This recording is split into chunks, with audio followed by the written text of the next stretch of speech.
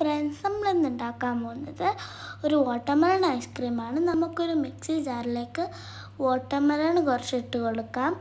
പിന്നെ നമുക്ക് അതിലേക്ക് കുറച്ച് വിപ്പിംഗ് ക്രീം ഒഴിച്ച് കൊടുക്കാം. നമ്മളെടുക്കുന്നത് ഒരു 1 കപ്പ് വിപ്പിംഗ് ക്രീമാണ്. അത് നമ്മൾ ഫുൾ ഒഴിച്ച് കൊടുക്കുന്നുണ്ട്.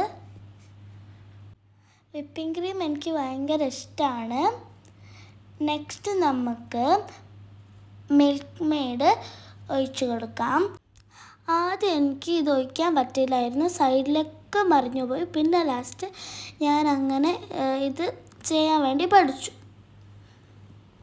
ഇനി നമുക്ക് മിക്സി ജാർ ക്ലോസ് ചെയ്യാം. ഇനി നമുക്ക് ജ്യൂസൊക്കെ ഉണ്ടാക്കുന്ന പോലെ ഒരു 1 മിനിറ്റ് ബ്ലെൻഡ് ചെയ്യാം. ഇനി നമ്മൾ ബ്ലെൻഡ് ചെയ്ത് കഴിഞ്ഞാൽ ഒരു നീറ്റായിട്ട് കണ്ടെയ്നറിൽ ഒഴിച്ചു കൊടുക്കാം. നമ്മൾ ഐസ്ക്രീം കാണാൻ നല്ല സൂപ്പറാണ്.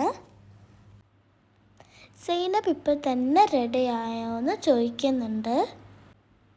നമുക്കിനി ഇത് കൊണ്ട് ഫ്രീസറിൽ വെക്കാം.